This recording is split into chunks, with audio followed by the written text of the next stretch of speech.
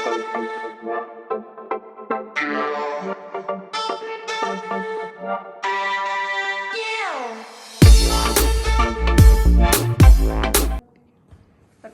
nama saya Rizka Indraweni, NIM P173122051003 dari Profesi Kebidanan Poltekkes Kemenkes Malang. Di sini saya akan mendemokan tentang persalinan sungsang.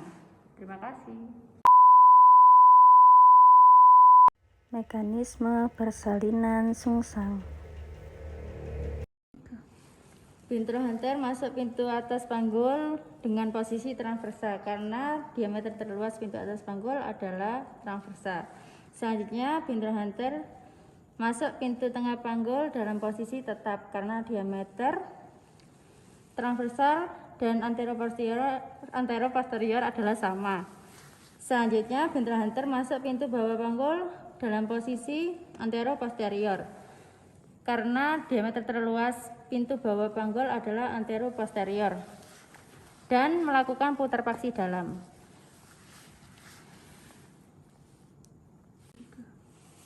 Lahirlah bokong secara laterofleksi dan trohunter depan sebagai hipomoklion.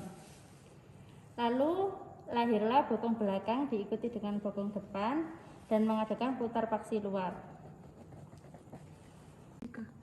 Ketika sudah melakukan putar paksi luar, maka pegang secara bra dengan menggunakan duk.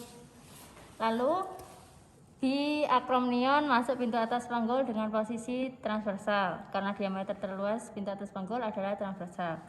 Biokromnion masuk pintu tengah panggul dalam posisi tetap karena diameter terluas pintu tengah panggul anteroposterior dan transversal adalah sama. Dan lahirlah perut, kita longgarkan tali pusat. Setelah kita longgarkan tali pusat, biakromnion masuk ke dalam pintu bawah panggul dalam posisi anteroposterior karena diameter terluas pintu bawah panggul adalah anteroposterior. Lahirlah bahu secara laterofleksi.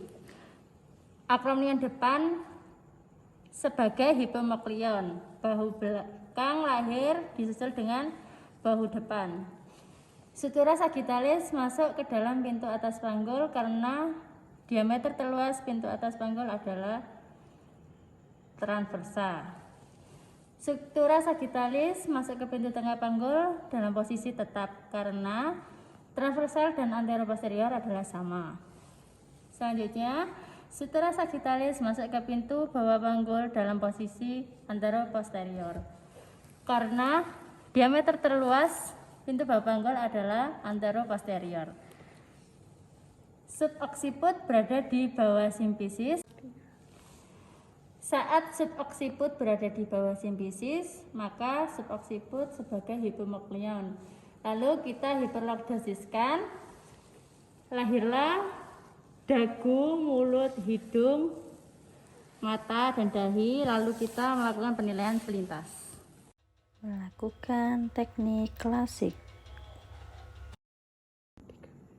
Selanjutnya adalah teknik klasik dilakukan apabila teknik brah gagal, yaitu dengan mengeluarkan bahu belakang terlebih dahulu, yaitu tangan kita memegangi kedua tumit bayi.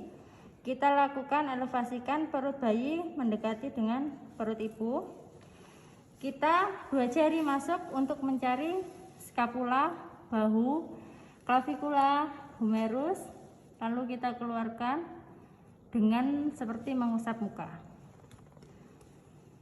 Lalu selanjutnya kita kontralateral dan dua jari menyusuri skapula, bahu, klavikula, humerus, fossa cubiti.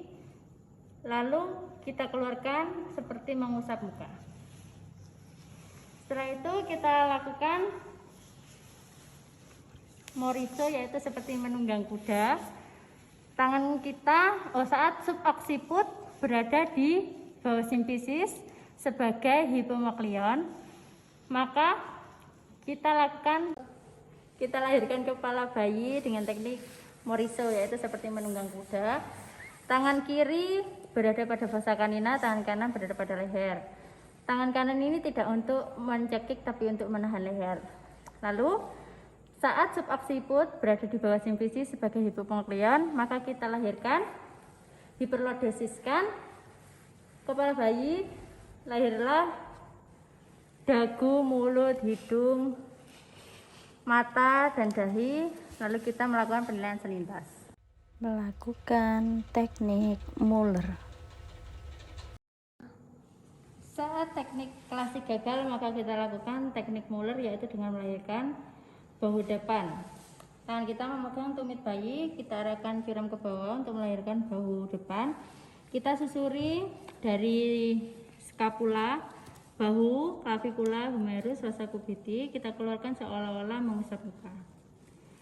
Lalu kita lakukan kontralateral untuk melahirkan bahu belakang. Kita susuri dari skapula, bahu, clavikula, humerus, fossa cubiti. Kita keluarkan seolah-olah mengusap muka. Lalu kita lakukan